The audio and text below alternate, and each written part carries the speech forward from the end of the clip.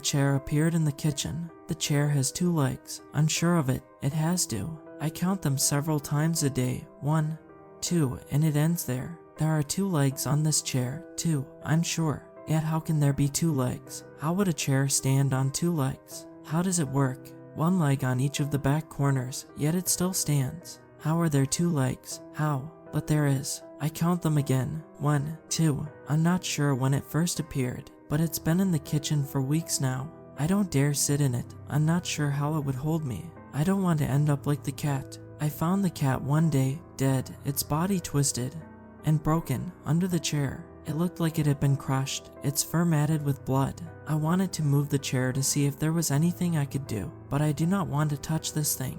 The chair is alive, I'm sure of it. I sound crazy, I know I do, but it's waiting for me to sit in it, so it can kill me like it killed the cat.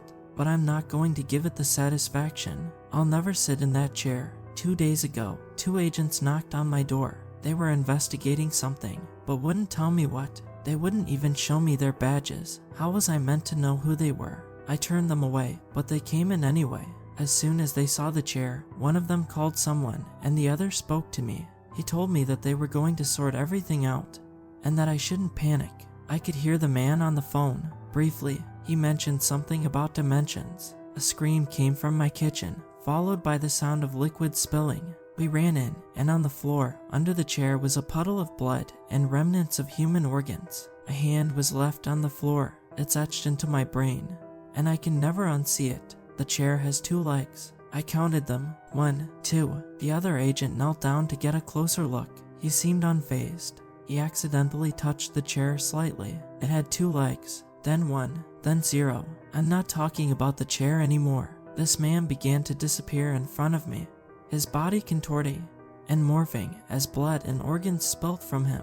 By the time it was over, much of what had fallen out of him had also disappeared. For a brief moment, in the chaos, a brief moment, I counted 3 legs on the chair. It had changed. I don't know why, because I have counted the legs every moment since, and it's only ever 2.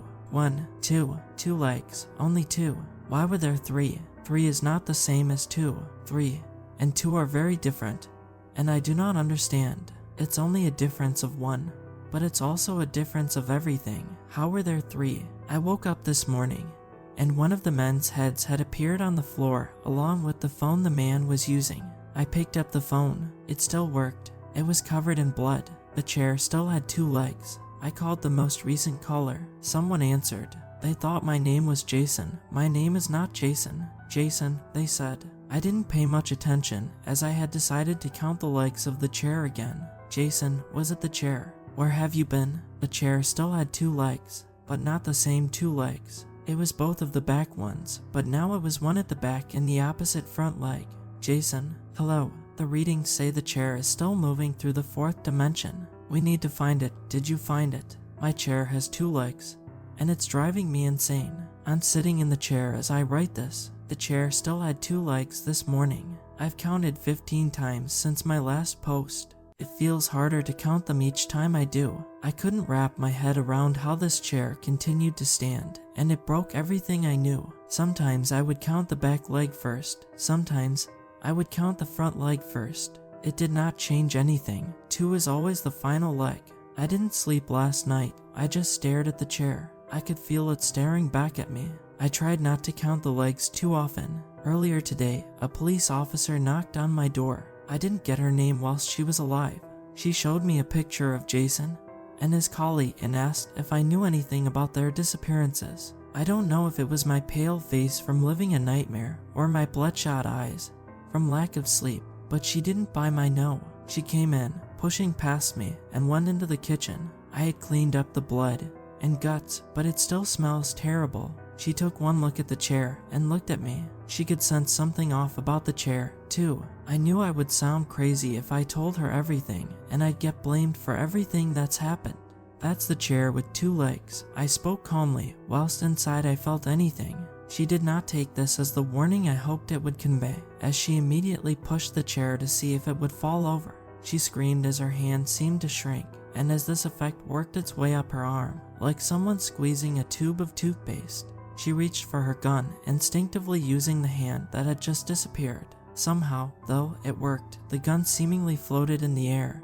As she held it, she stared at it for a moment, but only a moment. The gun disappeared, and her arm continued to vanish. Soon, it wasn't everything vanishing, only her skin.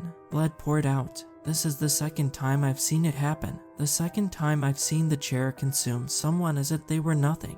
I felt myself trembling. I wondered if the chair was alive, if it could think for itself. Does it enjoy what it does? I counted the legs to distract myself. 1, 2. I counted backwards. It didn't change anything. 2, 1. Then, again, it happened. For a brief moment, around the time her heart hit the floor, the chair had 3 legs. Then the chair was gone. She was, too. The blood, the organs, everything. It was as if the chair had cleaned up after itself. I thought it was over. It was not. I reached for a spoon and threw it at where the chair used to be. It froze there, mid-air. A loud bang came from my bedroom. As the spoon fell, I slowly made my way into the bedroom. I creaked the door open, and there it was. The chair, 2 legs, both at the front now. I counted out loud, just to be sure. 1, 2. Speaking out loud did not change the outcome. I had hoped it would. I still had Jason's phone in my pocket. I wanted to use it, but something else came over me instead. I'd had enough. This chair was driving me insane, so I decided I'd do what I thought I would never do. The very thought of sitting upon the chair made me feel dread. The kind of dread you get when there's something you know you have to do, but don't want to. Make no mistake, this is something I had to do. Something told me it was the only way forward. As I sat on it, I did one thing differently from everybody else. I made sure that no part of me was touching the ground.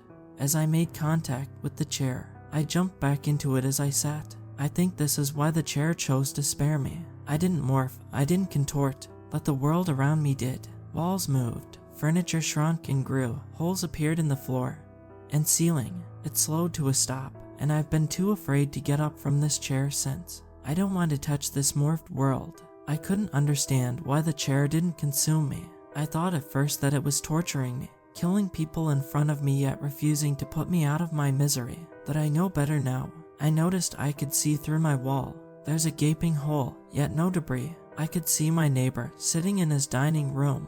I could see through his skin. I could see inside of him. Yet he continues to sit there as if nothing is wrong. I look down. 1, 2, 3, 4. All 4 legs are here. I sat here in a broken world, yet this chair, it finally makes sense. It finally isn't broken. This chair has 4 legs. I notice, surrounding me, are the bodies of the chair's previous victims. Jason, the police officer, the other agent, the cat. They were scattered around me as if they were never torn apart. But what did that matter? This chair has 4 legs. There are 4 legs at last. The phone in my pocket rang. This isn't the first time it's rang.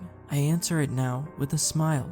Jason, we think we have a lock on the chair. We're coming to get you. My name isn't Jason, I replied, and the chair has 4 legs. I hung up. A few minutes later, 4 agents show up. I could see them through the walls. Before they even entered, they made their way into my bedroom and seemed to pretend they couldn't see me.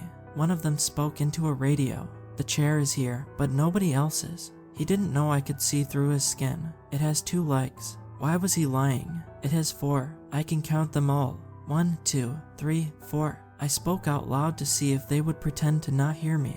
Hello. They all looked around. One spoke into their radio again. Someone is here, but they're not in our cross-section of the 4th dimension. They've rotated through it. I don't know how they survived. He didn't touch the chair, but I did reach out to him as he got closer. I wanted to see what would happen. I wanted to see if he would stop pretending he couldn't see me. He started screaming. I'm not sure why. He looked fine. In fact, his skin was back. He fell backwards, knocking into all of his colleagues. They all got their skin back. They were all screaming. Then they all dropped to the ground. I think they're dead, but the chair has 4 legs. Everything should be fine. I don't know why these agents were so interested in such a normal chair. They should be more concerned about the rest of the world. Everything is broken. I'm not sure what these agents want or where they're coming from. I'm still trying to figure out what the agents meant.